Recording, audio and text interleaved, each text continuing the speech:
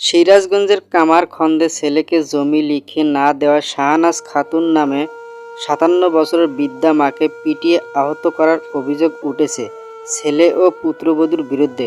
আহত বৃদ্ধা বর্তমান উপজেলা স্বাস্থ্য কমপ্লেক্সে চিকিৎসাধীন। গত শুক্রবার ১০ মে দুপুরে উপজেলার হায়দ্রাপুর গ্রামে এ ঘটনা ঘটলেও বিষয়টি জানাজানি হয়েছে রোববার। আহত বৃদ্ধা শাহনাজ খাতুন ওই গ্রামের শহীদুল ইসলামের স্ত্রী।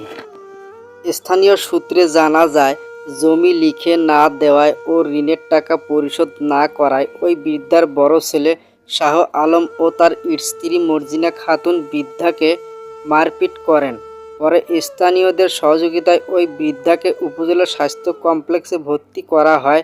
এ ঘটনায় তার মাথা ও শরীরের বিভিন্ন স্থানে জখম হয়েছে।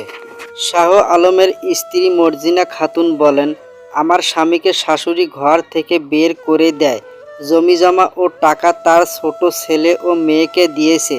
আমার স্বামী ঋণ করে ঘর দিয়েছে, সেই ঘর থেকে এখন বের করে দিতে চায়। এটা নিয়ে বেশ কিছুদিন ধরে ঝামেলা চলছে। শুক্রবার দুপুরে এ বিষয়গুলি নিয়ে আবারও কথা কাটাকাটি হয়। শাশুড়িকে মারপিট করেনি, কিন্তু ধাক্কা দিয়েছিলাম, এতে একটু মাথা ফেটে গেছে। রায়দৌলতপুর ইউনিয়ন পরিষদের ৫ নং ওয়ার্ডের সদস্য ফরহাদুল ইসলাম হেপি বলেন, ঘটনাটি কেউ আমাকে বলেনি, আপনাদের মাধ্যমে শুনলাম। আমি হাসপাতালে গিয়ে তার খোঁজ নেব এবং ওই ছেলে ও তার স্ত্রীর বিরুদ্ধে আইন অনুযায়ী ব্যবস্থা নেব।